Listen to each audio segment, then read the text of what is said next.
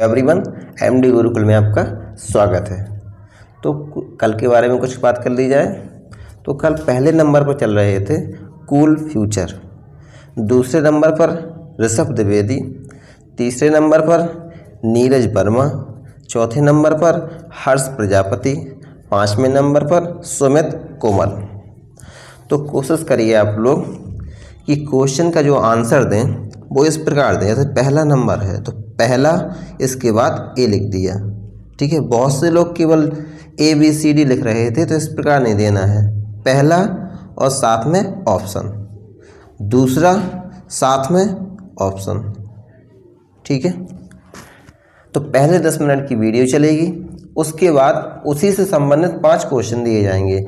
उन 5 क्वेश्चंस के आंसर आपको सबसे पहले और सही देना है। तो आइए आज की क्लास शुरू करते हैं।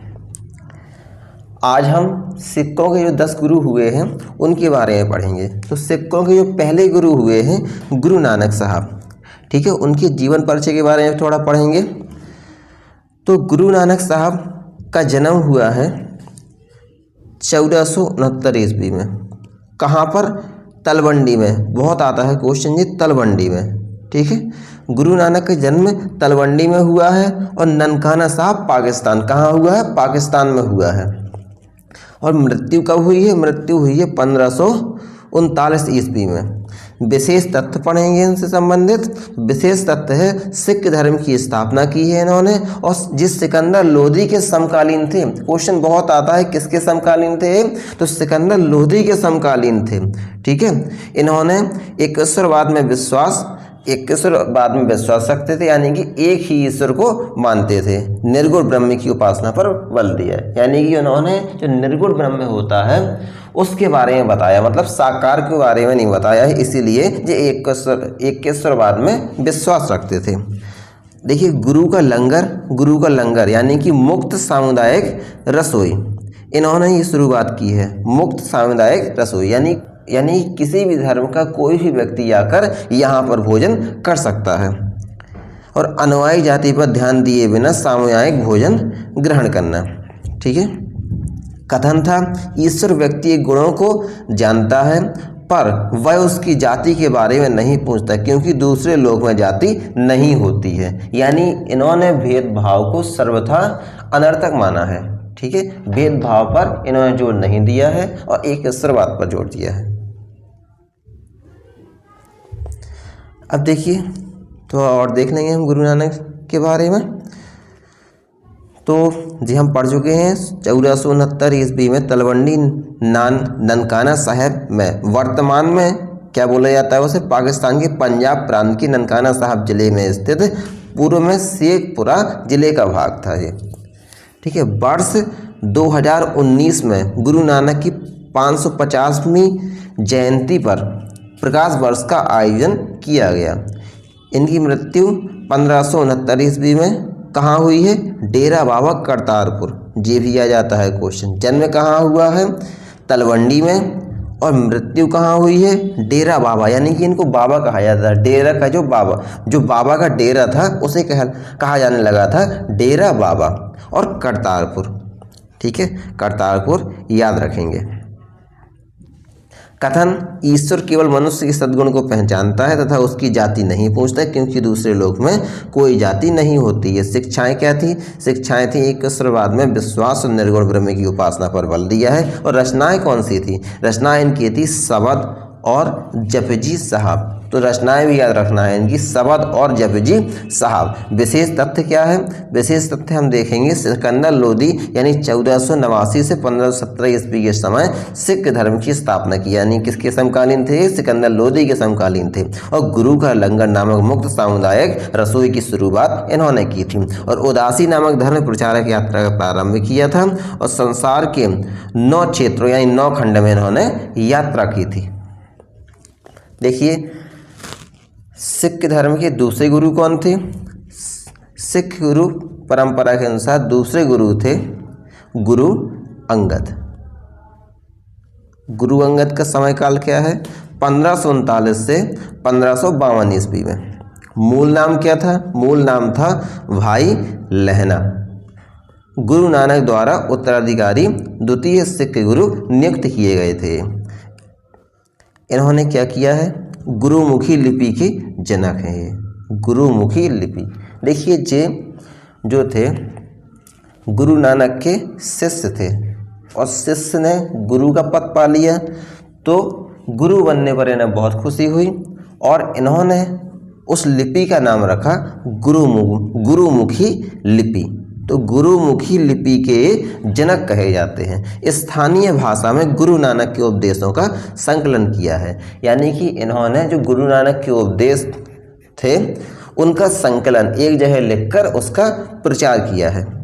ठीक है, अब देखिए सिख धर्म के तीसरे गुरु कौन थे। गुरुओं का क्रम आ जाता है पेपर में, तो याद रखना है हमें। गुरु अंगद के बाद हुए हैं गुरु अमरदास, और आगे याद रखिए अंगद के बाद अमर राम, अमर राम याद रखेंगे। तो अमरदास थे तीसरे गुरु और चौथे गुरु थे गुरु रामदास। इनका समय क्या था गुरु अमरदास का, 1552 से 1574 तक। इन्होंने क्या किया है, धार्मिक साम्राज्य को 22 गद्दियों यानी मंदियों में बांटा है। सिख विवाह परंपरा का इनने प्रचलन किया है, जिसे क्या बोला जाता था, आनंद कारज और सरल विवाह पद्धति लवन। आ जाता है क्वेश्चन, बताइए जो सरल विवाह पद्धति है जो गुरु अमरदास ने शुरुआत की थी जिसकी, उसका नाम क्या है, उसका नाम है लवन, और परंपरा कौन थी, आनंद कारज। अब देखिए गुरु रामदास के बारे में देखते हैं हम। गुरु रामदास इन्होंने अमृतसर मूल नाम रामदासपुर की स्थापना की है। ठीक है, जो अकबर के द्वारा प्रदान की गई 500 बीघा जमीन थी। ठीक है, अकबर ने दी थी जो सिखों के गुरु को 500 बीघा जमीन, उसी पर इन्होंने अमृतसर की स्थापना की है। ठीक है, गुरु पद को पैतृक बनाया है इन्होंने, यानी कि पैतृक का मतलब जो होता है अब इनके बाद जो इनका लड़का आएगा वो बैठेगा, तो गुरु रामदास ने इसे पैतृक बनाया है। जैसे भगवान राम के बाद कौन राज्य किया था, उनके जो पुत्र थे, इसी प्रकार इनने भी गुरु रामदास ने अपने जो पुत्र थे उसे ही गुरु की गद्दी दी। याद रखना क्वेश्चन आता है अमृतसर की स्थापना किसने की है, गुरु रामदास ने। अब देखेंगे हम जो 5वें गुरु हुए हैं, पहले कौन थे, गुरु नानक, दूसरे अंगद, तीसरे अमरदास, चौथे रामदास, और 5वें कौन है, 5वें हैं गुरु अर्जुन देव। ठीक है, तो 5वें गुरु याद रखना है। इन्होंने आदि ग्रंथ का संकलन किया है और अमृतसर में दरबार साहिब की स्थापना की है, जिसे बोला जाता है हरमंदिर साहब की। ठीक है, तो क्वेश्चन आता है हरमंदिर साहब की स्थापना किसने की है, तो गुरु अर्जुन देव ने, यानी 5वें गुरु ने। तरन तारण और करतारपुर नगर बसाए हैं। विद्रोही मुगल राजकुमार खुसरो की सहायता करने पर जहांगीर द्वारा फांसी दी गई है। ठीक है, याद रखेंगे हम।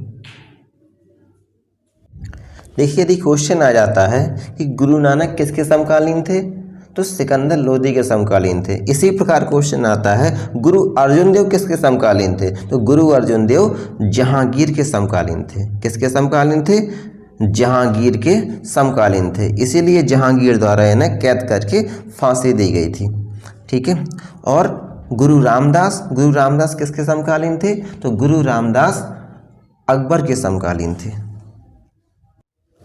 कहा जाए तो अकबर 1605 तक रहा है, तो अकबर के समकालीन भी कहा जाएगा अर्जुन देव को, लेकिन जहांगीर ने फांसी दी थी, तो जहांगीर के समकालीन। यदि अकबर नहीं आता है तो जहांगीर के समकालीन। गुरु हरगोविंद, देखिए अर्जुन के बाद कौन आते हैं, हरगोविंद आते हैं। अकाल तख्त की स्थापना की है तथा सिखों को एक लड़ाकू जाति में बदला है। किसने, हरगोविंद ने। अकाल तख्त की स्थापना किसने की है, हरगोविंद ने की है। अमृतसर की रक्षा हेतु लोहेगढ़ किले का निर्माण पीरी और मीरी 2 अस्त्र क्रमशः आध्यात्मिक एवं सांसारिक प्रवृत्ति के पूरक कीरतपुर नगर की स्थापना की है। देखिए अब आते हैं गुरु हर राय जे 7वें हैं। ठीक है, याद रखना है। दारा शिकोह का समर्थन किया है इन्होंने। औरंगजेब के बुलाने पर पुत्र राम राय को भेजा था। ठीक है, दारा शिकोह का समर्थन किसने किया है? हर राय ने। अब देखिए गुरु हरकिशन। गुरु हरकिशन 8वें, जैसे 8वें पुत्र कृष्ण भगवान को माना जाता है, 8वीं संतान थी ना। इसी प्रकार याद रखना है आपको हरकिशन। देखिए इसमें किशन आया है, किशन मीन्स कृष्ण। तो 8वें गुरु कौन थे? गुरु हरकिशन। सबसे कम अवधि तक रहे हैं, 8 वर्ष से कम आयु में चेचक से मृत्यु, बाल गुरु उपनाम। ठीक है, इनकी चेचक से मृत्यु हो गई थी। तो याद रखना है, आ जाता है क्वेश्चन, बताइए चेचक से मृत्यु किस गुरु की हुई थी? तो गुरु हरकिशन की। अब देखिए गुरु तेग बहादुर। गुरु तेग बहादुर जे 9वें गुरु थे सिखों के। तो आनंदपुर साहिब की स्थापना की है और किसानों का नेतृत्व तथा कश्मीरी ब्राह्मणों के लिए संघर्ष किया है। आगरा, प्रयाग, बनारस, सासाराम, पटना, मुंगेर, ढाका और असम की यात्रा इस्लाम न स्वीकार करने पर औरंगजेब द्वारा मृत्युदंड दिया गया था इन्हें। वो आ जाता है क्वेश्चन, किस गुरु को औरंगजेब द्वारा मृत्युदंड दिया गया है? तो गुरु तेग बहादुर को। ठीक है, शहीद स्थल पर शीर सिंह साहिब गुरुद्वारा बनाया गया है। ठीक है, अभी भी दिल्ली में आप जाएंगे चांदनी चौक पर शीशगंज साहिब गुरुद्वारा अभी भी विद्यमान है। ठीक है, अब देखेंगे हम सिखों के 10वें गुरु, गुरु गोविंद साहब। ठीक है, गुरु गोविंद सिंह। गुरु गोविंद सिंह ने कौन कौन से काम किए हैं? देखिए, नाम के साथ सिंह कौर लगाने का प्रारंभ गुरु गोविंद सिंह ने किया है। इनके नाम के साथ ही सिंह था, इसलिए सबके नाम के साथ सिंह कौर लगाने का प्रारंभ किया उन्होंने। और 13 अप्रैल को वैसाखी के दिन आनंदपुर साहिब में खालसा की स्थापना की है। खालसा की स्थापना किसने की है? गुरु गोविंद सिंह ने। ठीक है, धर्माचार्य पाहुल का प्रवर्तन किया है। इनकी रचनाएं कौन कौन सी हैं? जफरनामा, विचित्र नाटक, चंडी दीवार इनकी रचनाएं हैं। बहादुर शाह से संधि और एक बड़ा मनसब प्राप्त किया, उसके साथ दक्षिण अभियान पर गए हैं ये।